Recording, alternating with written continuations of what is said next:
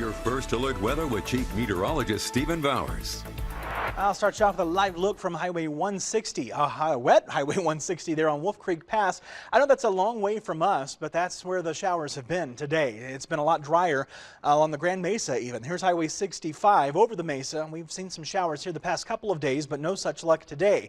I did see a little bit of rain here along Highway 50 east of downtown Montrose, just east of town there, and this has dried out at this point, but yeah, there were some showers there a little bit earlier. And of course in Grand Junction, we've been dry today. That's a live view from downtown at First and Grand, looking back to the south and west. There's the rain we talked about. It's way off to the east. Most of it is along and east of the Continental Divide, in fact. We've had a few showers get close, and it's not out of the question through about 10 o'clock that maybe we get a couple of showers. I'm not convinced that it's going to be as widespread as what our futurecast is trying to get it there. It's possible that we get a couple of showers, though. And then through the night and early morning, we may have a little small increase in showers. I don't expect that everybody's going to get that rain. And then through the day tomorrow, we dry out pretty substantially. We'll have a mix of sun and clouds through the afternoon and more of those showers and thunderstorms up over the high country that are likely to fade tomorrow night.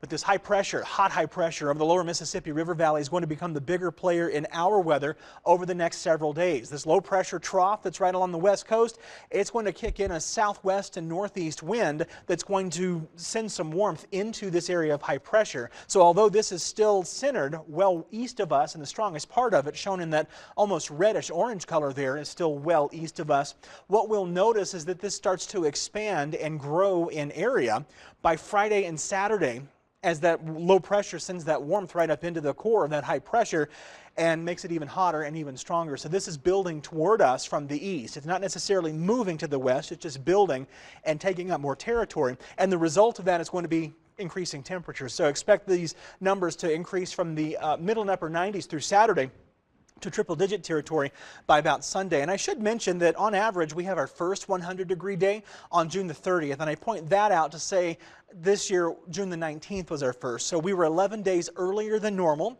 and typically we have 23 days between the first and last of our 100-degree days. Not all those days in between are necessarily 100 or hotter. We've had as many as 88. That was back in 2022, so just a few years ago. So far, we've had 33 days, though, since our first 100-degree day this year, and it looks like we may have at least a couple of more. Our average last 100 is July 25th, which is Friday, but we've had as late as September 6th with 100-degree days, and that happened back in 2022. That's also when we had that 88-degree 100-degree season, or that 88-day 100-degree season, rather. So we're getting closer to the end of the most intense heat, at least as far as what history is telling us, but it's still going to be warm, even looking ahead to the next 2 weeks or so. Tomorrow morning, if you want to get out on the patio and hang out, maybe you can work there. It looks okay first thing, but it is going to get a little warmer in the afternoon, and that's the point where you're going to probably want to move inside. For now, we've got a few clouds at 86 in Grand Junction.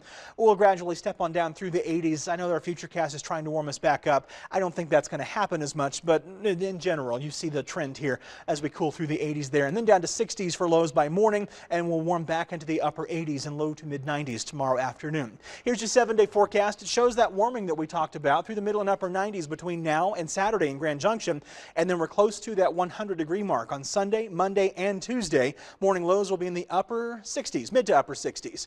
In Montrose, there's a small chance for a stray shower or thunderstorm tomorrow with a high of 89 degrees. 88 degrees will be that Thursday afternoon high, and then we expect low to mid 90s from Friday through Tuesday. Morning lows will be in the upper 50s and lower 60s. A small chance for rain in Delta tomorrow comes with a high of 96 degrees. We'll still be in the mid 90s on Thursday, and then upper 90s on Friday and Saturday with lower range triple digits Sunday, Monday, and Tuesday. Morning lows will be in the upper 50s to lower 60s. And in Cortez, 88 degrees will be the high tomorrow with 89 degrees on Thursday. Lower middle 90s are common from Friday through Tuesday with morning lows in the low to mid 50s.